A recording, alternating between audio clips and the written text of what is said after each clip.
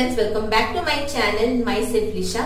So in this video I am going to cover a very important topic which is 10 must eat nutrients for toddlers. जैसे ही हमारे बच्चे बड़े होते हैं हम बहुत सारी प्रॉब्लम्स फेस करते हैं कि उनको क्या देना चाहिए, कितना देना चाहिए। और जैसे कि अभी ये जो पेंडेमिक का पीरियड चल रहा है, पहले जैसे लॉकडाउन था तो कोई चीजें अवेलेबल थी नहीं थी, लेकिन अभी लॉकआउट होने के बाद भी हमारे पास अगर अवेलेबल भी हैं तो we are avoiding stepping out. तो इस पीरियड में हमारी ये जो सिचुएशन है, इस सिचुएशन में कैसे आप अपनी बच्चे की हेल्दी प्लेट को हेल्दी बनाए रख सकते हैं। इफ आपको कोई चीज अवेलेबल नहीं भी है तो वो न्यूट्रिएंट्स का एक सिंगल सोर्स तो होता नहीं है, बहुत सारे अलग अलग सोर्स से वो न्यूट्रिएंट्स आपको मिल सकता है। तो इस वीडियो में मैं वही शेयर करने वाली हूँ कि आपके बच्चे को आप अपनी उनकी जो हेल्दी प्लेट को हेल्दी किस तरह बनाए रख सकते हैं, एंड ऑल्सो आपके बच्चे की पर डे कैलोरीज कितनी होनी चाहिए। तो ये बहुत ही इंपॉर्टेंट वीडियो है फॉर ऑल द मदर्स। इस पेंडेमिक के पीरियड में बहुत सारी मॉम्स फेस कर रही है ये प्रॉब्लम, आई नो। तो ये मैं भी फेस कर रही थी, तो इसीलिए मैंने थोड़ी सी रिसर्च की एंड मैंने सोचा कि मेरी भी 2 सन्स हैं, मैं उनको जो देती हूँ और थोड़ी सी रिसर्च करने के बाद मुझे भी पता चला कि एक ही सोर्स नहीं है। इफ एग्जाम्पल की तरह बात करूं अगर मैं, तो जैसे प्रोटीन है तो सिर्फ प्रोटीन हमें लेंटिस से नहीं मिलता है, बहुत सारे अलग सोर्स है उसके। इफ आपके पास लेंटिस अवेलेबल नहीं है तो आप कुछ और दे सकते हैं उनको। तो दिस इज हाउ आप उनकी नीड को कैसे भी करके हमें फुलफिल करना है, तो आप किसी भी सोर्स से उनकी न्यूट्रिशन वैल्यू को पूरा कर सकते हैं। तो इस वीडियो में मैं वही कवर करने वाली हूँ, तो बहुत ही इंपॉर्टेंट वीडियो होने वाला है। लेकिन उससे पहले कर लेती हूँ एक रिक्वेस्ट, अगर आपको मेरी वीडियोस पसंद आते हैं तो प्लीज गाइस बिल्कुल भी मत भूलिएगा सब्सक्राइब करके बेल आइकन को हिट करना, सो दैट आगे के अपकमिंग वीडियोस की नोटिफिकेशन सबसे पहले आपको मिले और आप मेरी वीडियोस की इंपॉर्टेंट इंफॉर्मेशन को गैदर कर सकें। So without any further do let's get into the video.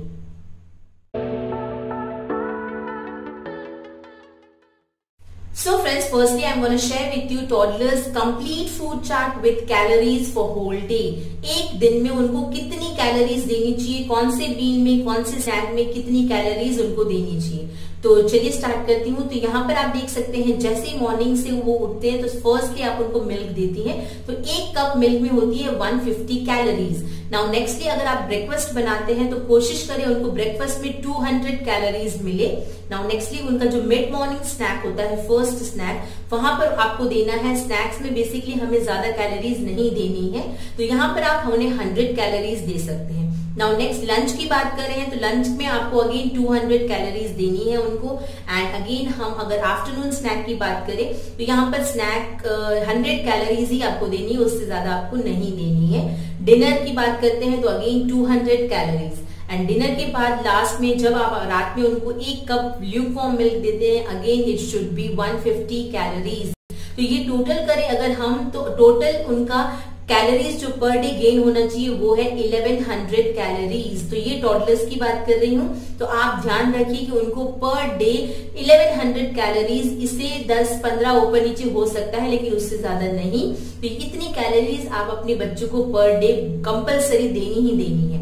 अब हम बात कर लेते हैं कि कौन से ऐसे 10 मस्ट ईट न्यूट्रिएंट्स हैं जो हमारे टॉडलर्स को हम देंगे, और ये जो न्यूट्रिएंट्स हैं वो कौन कौन से अलग अलग सोर्स से उनको मिलेंगे। तो चलिए स्टार्ट करते हैं। तो जो फर्स्ट न्यूट्रिएंट है वो है प्रोटीन। जैसे मैंने कहा प्रोटीन एक सिंगल सोर्स तो है नहीं, तो प्रोटीन उन्हें मिल सकता है लेंटिस से, बीन से, डेयरी प्रोडक्ट्स हो गए या एग्स हो गए या नट्स हो गए एंड एक्सेट्रा, बहुत सारे और भी चीजें हैं जिनसे उनको प्रोटीन मिल सकता है।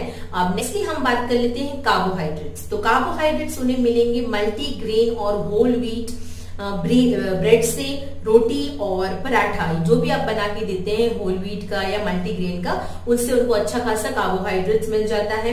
नेक्स्टली हम अगर सीरियल्स देते हैं, होल व्हीट पास्ता हो गया या राइस हो गया या पोटैटोज हो गए, तो ये these are the sources of carbohydrates. अब हम नेक्स्टली बात कर लेते हैं fats, which are most important guys.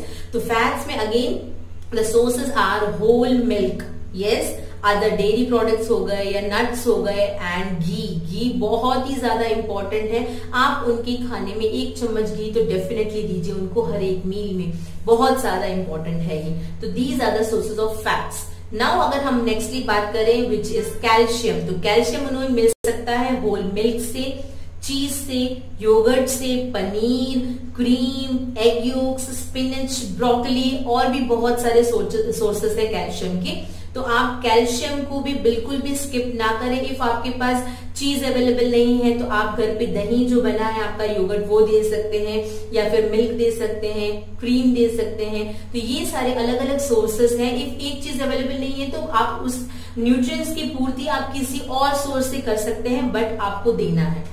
अब नेक्स्टली हम बात कर लेते हैं आयरन। तो आयरन मिल जाएगा हमारे बच्चों को होल ग्रेन से, लेंटिस से, बीन से या ग्रीन वेजेस से, nuts, dried fruits, iron fortified cereals या फिर fish and meat if you are non vegetarian. तो ये बहुत ही इंपॉर्टेंट है आयरन हमारे बॉडी के लिए। अगेन तो आयरन भी आप किसी भी सोर्स के रूप में आप उनको दे सकते हैं। तो उनकी प्लेट को हेल्दी बनाए रखना ये हमारा एज अ मॉम ये हमारी ड्यूटी है। तो दिस इज हाउ आप ये डिफरेंट न्यूट्रिएंट्स उनको डिफरेंट सोर्स से दे सकते हैं। अब नेक्स्ट की हम बात कर लेते हैं फोलेट। फोलेट एक्चुअली गाइस बहुत लोग इसे स्किप कर लेते हैं, इसे बहुत ज्यादा इंपॉर्टेंस नहीं देते हैं, but it's very very important क्योंकि इसकी जो सोर्स है वो है whole grains, lentils, beans, chickpeas, spinach etcetera बहुत सारे और हैं। तो हम आजकल क्या कर रहे हैं, लोगों की ऐसी मेंटालिटी हो गई है फ्रूट ज्यादा देना है, वेजीज देना है, बट हम ये जो फोलेट है वो भूल जाते हैं। तो it's also very very important for a child. तो आप उनकी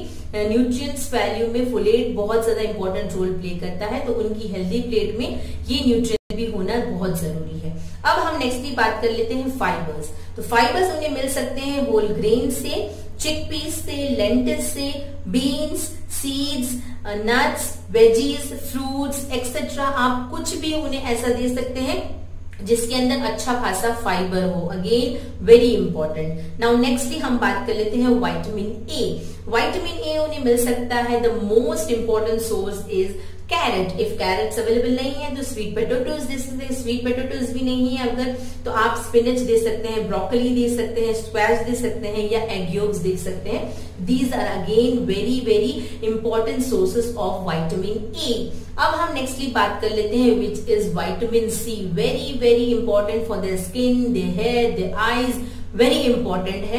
तो ये बेसिकली आपको मिलते हैं सिट्रस फ्रूट से, जैसे कि ऑरेंजेस हो गए, स्ट्रॉबेरीज हो गए, टोमेटोज, पोटैटोज, मेलन्स हो गए, स्पिनच हो गए, पपाया, मैंगोज एक्सेट्रा। जो भी सिट्रस फ्रूट्स है उनको उन्हें मिल जाता है विटामिन सी। तो आपके पास अगर एक चीज अवेलेबल है इनमें से कोई भी तो आप वो उन्हें सर्व कर सकते हैं। अब हम नेक्स्ट बात कर लेते हैं विटामिन डी की। तो विटामिन डी अगेन उन्हें मिल जाता है होल मिल्क से, सोया मिल्क से, एग योक से, विटामिन डी फोर्टिफाइड फूड्स होते हैं वहां से और एक्सेट्रा। बहुत सारे ऐसे फूड्स हैं जिससे उन्हें विटामिन डी मिलता है एंड मोस्ट इंपॉर्टेंटली सनलाइट से। तो ये बहुत सारे इंपॉर्टेंट न्यूट्रिएंट्स है जो हमारे बच्चों को, ये बहुत मैंने बेसिक न्यूट्रिएंट्स चूज किए हैं। विटामिन डी हो गया, विटामिन सी हो गया, ए हो गया, फाइबर्स हो गए, फोलेट हो गया, आयरन हो गया, calcium, fat, carbohydrates, proteins. So these are the 10 most important must given nutrients to a child so that उनकी जो हेल्दी प्लेट है हेल्दी बनी रहे। इस पेंडेमिक के पीरियड में भी कभी कुछ अवेलेबल है नहीं है या अवेलेबल है फिर भी हम अगर स्टेप आउट नहीं करना चाहते हैं तो ये चीजें आप उनको अलग अलग सोर्स से दे सकते हैं। तो बेसिकली ये वीडियो उन मॉम्स के लिए है जिन्हें ये बहुत सारे प्रॉब्लम्स फेस करनी पड़ती है इस पीरियड में, जब उन्हें लग रहा है कि कभी कुछ अवेलेबल नहीं है तो कहीं हमारे बच्चे वीक ना हो जाए, कुछ उन्हें मिल रहा है या कहीं उनकी वीकनेस ना बढ़ जाए, या इस पीरियड में उनको किस तरह आप अलग अलग चीजें सर्व कर सकते हैं। जैसे अगर मैं बात करूं कि अगर आप स्नैक्स उन्हें देते हैं, जैसे मैंने प्रीवियसली भी कहा उनकी 100 कैलोरीज से ज्यादा आपको नहीं देना है, तब आप उनको लेंटिल्स दे सकते हैं या फिर आप स्प्राउट्स दे सकते हैं, फ्रूट्स दे सकते हैं, जूस दे सकते हैं। तो इस तरीके से लाइट रखें, 100 कैलोरीज ही उनकी वहां पर नीड है तो उतना ही आपको उनको देना है। ये नहीं कि आप वहां पर 200 या 300 कैलोरीज दे दें, फिर वो लंच या डिनर में फिर उनका पेट भरा रहेगा तो वो फिर ज्यादा खाना प्रेफर नहीं करेंगे। अगेन उनका जो खाने का रूटीन है वो गड़बड़ हो जाएगी। तो वहां पर आपको ध्यान रखना है कि जो उनकी कैलोरीज हैं पर डे की आपको उतनी देनी है, इसमें थोड़ा सा ऊपर नीचे हो सकता है। बेसिकली आजकल हमारे बच्चों की फिजिकल एक्टिविटीज कम हो गई है बिकॉज ऑफ दिस पीरियड। तो वहां पर हमारी फिजिकल एक्टिविटीज अगर आपके बच्चों की ज्यादा है तो वहां पर आपके बच्चे अच्छे से खाना खाएंगे और आपको टेंशन लेने की जरूरत नहीं है कि अभी नहीं है एक्टिविटीज उनकी ज्यादा एंड वो अच्छे से खाना नहीं खा रहे हैं या कभी उनको कुछ चीजें अवेलेबल नहीं है। तो इसमें आपको टेंशन लेने की बिल्कुल भी बात नहीं है। आपको बस ध्यान रखना है कि कौन सा न्यूट्रिएंट उनको कब देना है and at the same time कौन सा सोर्स आपके पास अवेलेबल है, उस सोर्स से आप उसकी वो जो न्यूट्रिएंट की नीड है वो फुलफिल कर सकते हैं। तो आई होप आपको ये वीडियो पसंद आया होगा। एंड एट लास्ट एक चीज और बोलना चाहूंगी कि इस टाइम पीरियड में आप अपने बच्चे को जितना हो सके आप उन्हें बाहर मत निकालिए। आई नो बहुत सारे पेरेंट्स ये कर रहे होंगे, बट बहुत सारे पेरेंट्स मैंने देखे हैं कि वो बच्चों को बाहर लेके जा रहे हैं, उन्हें लग रहा है कि बहुत दिन हो गए यार बच्चे घर में हैं। बट प्लीज गाइस और थोड़े दिन हम लोग सब्र कर लेते हैं, जब ये पीरियड चला जाएगा then we can go out and enjoy. But ये पीरियड फिर वापस ये पीरियड भी नहीं आएगा। तो इसीलिए आप इस पीरियड में अपने बच्चों का बहुत ज्यादा ध्यान रखें एंड उनको इस वायरस से बचाए रखें, उनकी न्यूट्रिएंट्स वैल्यू को फुलफिल करें, कैलोरीज का भी ध्यान रखें। सो दिस इज हाउ आप अपने बच्चे को, बहुत ही इंपॉर्टेंट है वो मिल्क है, वो है टर्मरिक मिल्क। आप उनको डेफिनेटली 2 टाइम्स सर्व करें इस पीरियड में, सो दैट उनको कोई भी बैक्टीरिया हो या वायरस का इन्फेक्शन ना लगे। तो इसकी वीडियो मैंने ऑलरेडी शेयर की थी, अगर आपने नहीं चेक की तो उसकी लिंक आपको मिल जाएगी डिस्क्रिप्शन में, तो आप चेक करना बिल्कुल भी मत भूलना कि घर पे टर्मरिक मिल्क किस तरह बनाया जाता है, what is the proper way of making turmeric milk.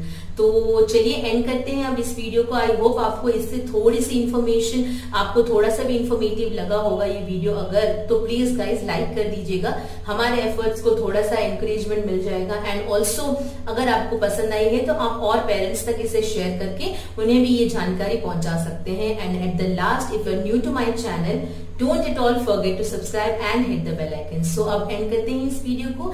Stay tuned for upcoming videos. Thank you for watching. Bye. Stay home. Stay safe.